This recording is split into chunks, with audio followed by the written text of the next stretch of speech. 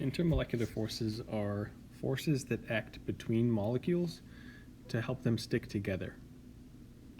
Now, we see lots of examples of intermolecular forces in everyday life. Say, for example, in the glass of water that you're drinking. Why do those water molecules stick together? Why don't they spread out and jump out of the glass and then spread out as far as they possibly can? Well, the answer is because those molecules of water are attracted to each other. And I've got one example here of methane. Methane molecule is CH4, and I've got 3 of them here.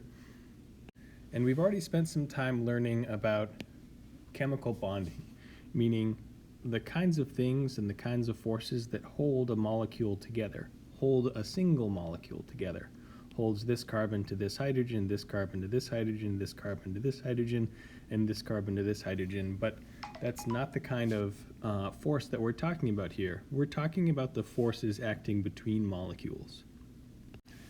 And I've created some dotted lines between the molecules to help you visualize what kinds of forces we're talking about and how those forces act. And there are 3 types of intermolecular forces that we're going to learn about, and those come on the next slide. The first intermolecular force that we're going to learn about are called dispersion forces. And those are attractive forces between nonpolar molecules. And we've learned about polar molecules that they have regions of the molecule that are partially positive and regions of the molecule that are partially negative, but those regions of partial charge do not exist in nonpolar molecules. There's relatively even distribution of electrons in these chemical bonds. And so these molecules, well, they're nonpolar. But although I have a couple of methane molecules here static on the page, what we have to envision are the electrons in each of these bonds between the atoms constantly orbiting the nuclei of both atoms in the bond. So electrons are being shared between this carbon and this hydrogen, and this carbon and this hydrogen, and this carbon and this hydrogen, and finally this carbon and this hydrogen. And the same is happening on this molecule on the right. So although this is a static picture, the electrons that are keeping these atoms together within the molecule are moving really fast. And at any one point, there may be an uneven distribution of electrons in either of these molecules. And when that uneven electron distribution occurs, that's what we call a temporary dipole. We're talking about a fraction of time when these molecules are polar. But unlike true polar molecules, that polarity isn't permanent, which is why we call it a temporary dipole. At any one moment, this region of this methane molecule could be partially positive, and this region of the methane molecule could be partially negative. But then another fraction of time later, that temporary dipole could switch so that this region of the molecule is partially negative and this region of the molecule is partially positive. They're not permanent dipoles. These partial charges do not exist permanently. They're temporary. And when those temporary dipoles exist, we end up with an attraction between the molecules. And dispersion forces are the weakest of the intermolecular forces when comparing small molecules, or when comparing dispersion forces to the other types of intermolecular forces between small molecules. And toward the end of this video, we're going to compare intermolecular forces between molecules in more depth. One last thing to note about dispersion forces.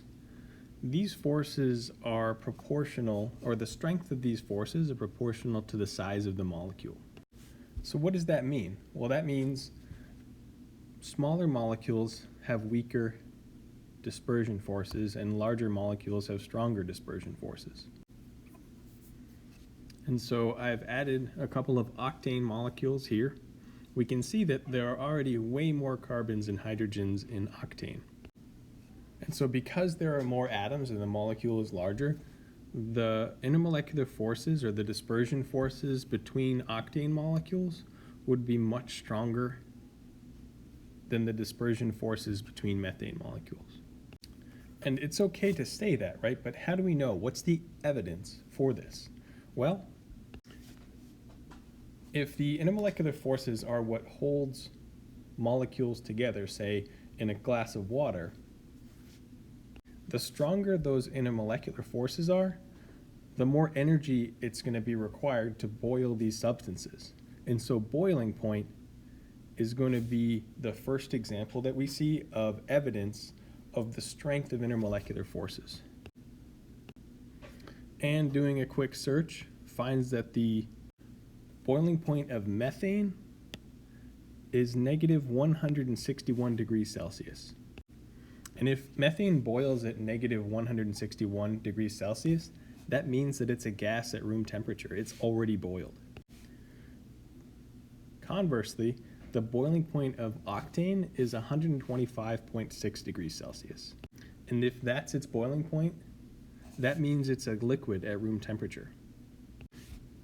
And what we see here is the first real pieces of evidence of intermolecular forces. Octane is a liquid at room temperature. Methane is a gas at room temperature.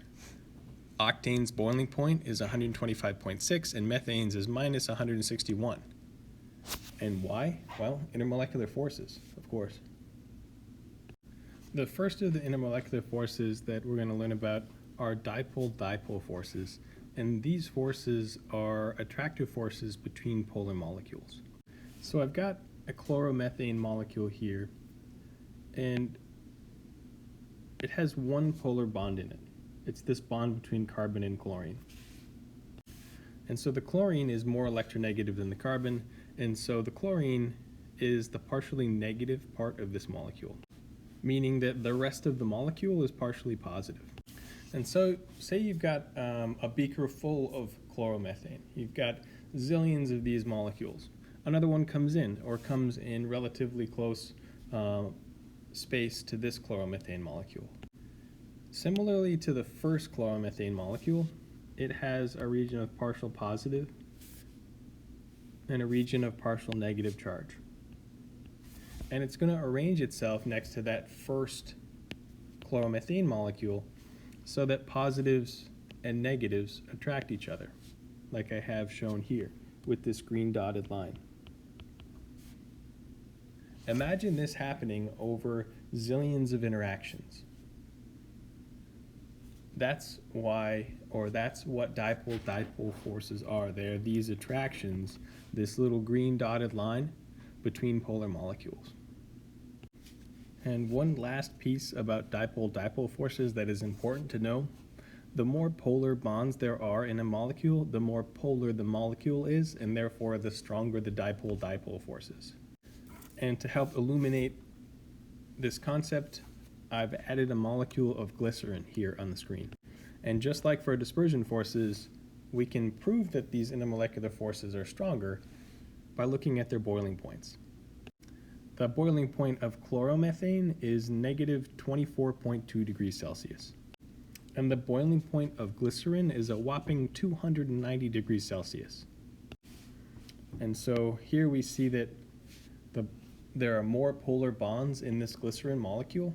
All of those carbon-oxygen bonds and all of those oxygen-hydrogen bonds, those are all polar, making for a total, I believe, of 6 polar bonds in glycerin, while chloromethane only has 1 polar bond. And we see the impact that has on the boiling point. Chloromethane's is really low. It would in fact be a gas at room temperature, and glycerin's boiling point is super, super high. We're going to start with hydrogen bonding first. Hydrogen bonding is a category of attractions between polar molecules that have hydrogen directly bonded to nitrogen, oxygen, or fluorine. And so we notice here in the ethanol molecules down at the bottom that it has hydrogen directly bonded to oxygen, and therefore it fits the criteria of being directly bonded to nitrogen, oxygen, or fluorine. I'm going to bring back our methane molecule here from the slide before. Although it has hydrogen in it, that hydrogen is not directly bonded to nitrogen, oxygen, or fluorine, so it cannot hydrogen bond with other methane molecules. That's an important distinction. And so each of these ethanol molecules is polar. We could take the time to calculate the electronegativity difference in each bond and figure out which of the bonds are polar, but we're not going to take the time to do that in this video. I'm going to go ahead and identify the polar bonds for us.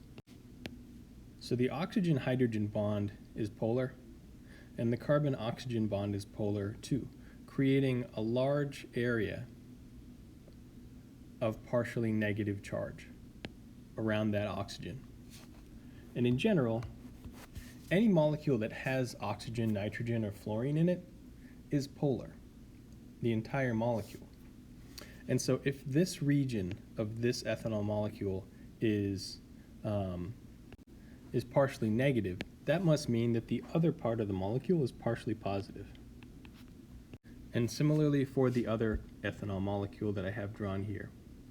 The left-hand side with all of the carbon and hydrogen on it is partially positive, and the end with oxygen and hydrogen is partially negative. And so let's go back to the definition of hydrogen bonding. There are attractions between polar molecules that have hydrogen directly bonded to nitrogen, oxygen, or fluorine. So again, intermolecular forces are the attractions between molecules.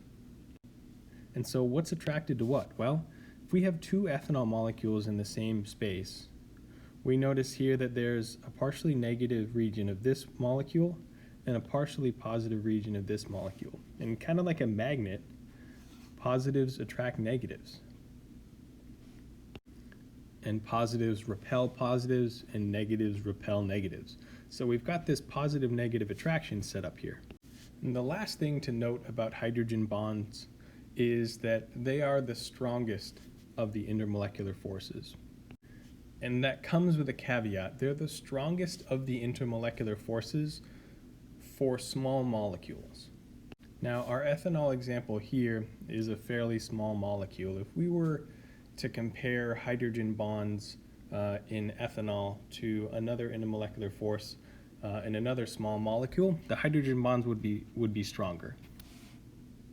But if you have a huge 30-atom molecule that can only be attracted through dispersion forces, chances are that huge molecule and its dispersion forces are actually going to be stronger than the hydrogen bonding in ethanol. And on the next slide, we're going to do some work comparing the strength of intermolecular forces between different molecules to try to get a sense of what this means. And so now that we've reviewed all three of the intermolecular forces that we're going to learn about this year, it's important to rank their relative strengths. So we've talked a lot about the boiling points of various substances. Boiling point, along with other properties, are all due to intermolecular forces, and we can explain why those properties differ in the context of intermolecular forces. So in general, the strongest intermolecular force is hydrogen bonding.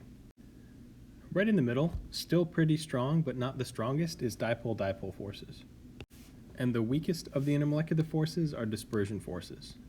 And now it's super, super, super important to know that this comparison of strength is only for small molecules or molecules of the same size.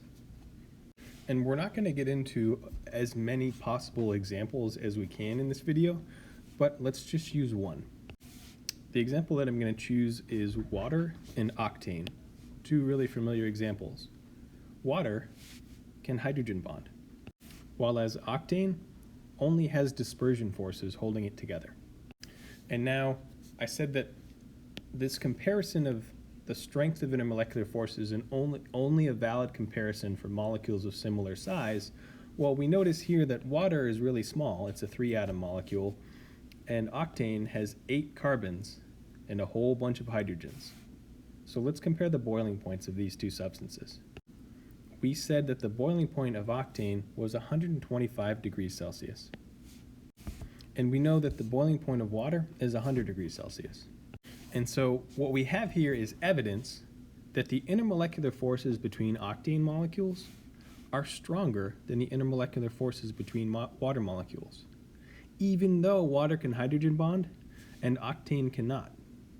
The size of the molecule has a huge impact on the strength of dispersion forces. In this big molecule, the sum of the dispersion forces in octane are stronger than the hydrogen bonding in water. So be careful about this strength chart and this relative ranking of the strength of intermolecular forces.